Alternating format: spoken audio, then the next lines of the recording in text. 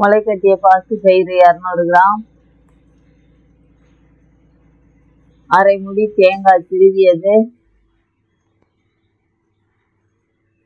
வெல்லம் 300 கிராம்,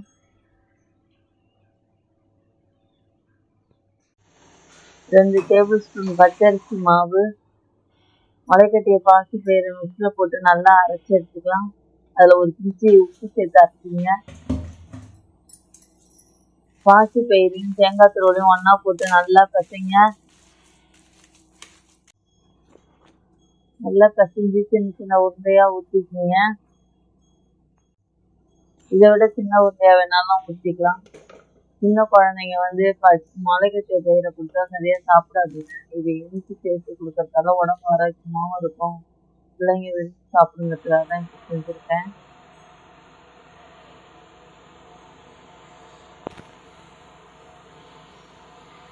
இதை இட்லி பானையில் வச்சு ஆவி காட்டிக்கலாம்.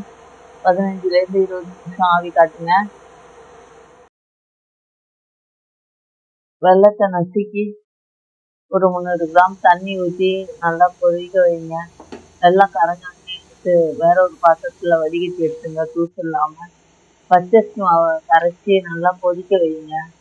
அதில் ஒரு பிஞ்ச் அளவுக்கு உப்பு போட்டுங்க. நல்லா கஞ்சி வெந்தற்பாடு வெள்ளை பாவை அதில் ஊற்றி கிண்டுங்க.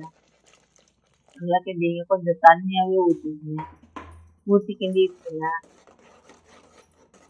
அடுப்பா இல்லாமல் கொஞ்சம் தண்ணி ஊற்றி கிண்டுங்க. இந்த அளவுக்கு தண்ணியாக இருந்தாக்கா கொழுக்கட்டையை அதில் போட்டு நம்ம கொதிக்க வைக்கும்போது தடுப்பாயிடும். இப்போ வெந்திருக்கான்னு பார்க்கலாம். 15லேருந்து 20 நிமிஷம் வேக வச்சிங்கன்னா கண்டிப்பாக வெந்துடும். தண்ணியை தொட்டு பாருங்க, கையில் ஒட்டாத இருக்கும். அப்போதான் வெந்ததாக இருக்கும். வேண்டாம் புட்டு பாருங்க. இதெல்லாம் இப்போ நல்லா வெந்துச்சு. இதை இப்போ கொதிக்கிற வெள்ளைப்பாக்கில் போட்டு கொதிக்க வச்சுக்கலாம். எல்லாத்தையும் போட்டு நல்லா கொதிக்க வைங்க.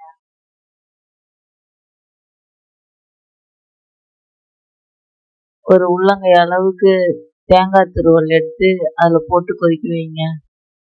எல்லாம் போட்டு கொதிக்க வைங்க. ஒரு பிஞ்ச் அளவுக்கு ஏலக்காய் பொடி போட்டுங்க வாசனைக்காக. அதையும் போட்டு நல்லா கொதிக்க வச்சு மூடி வச்சுடுங்க. ஒரு அரை மணி நேரம் 1 மணி நேரம் மட்டும் ஊறினாதான் எல்லாம் ஒன்றா சேரும். இந்த பாசிப்பருப்பு கொழுக்கட்டை ரெடி. இந்த வீடியோ பிடிச்சிருந்தா லைக் பண்ணுங்க, சப்ஸ்கிரைப் பண்ணுங்க, ஷேர் பண்ணுங்க.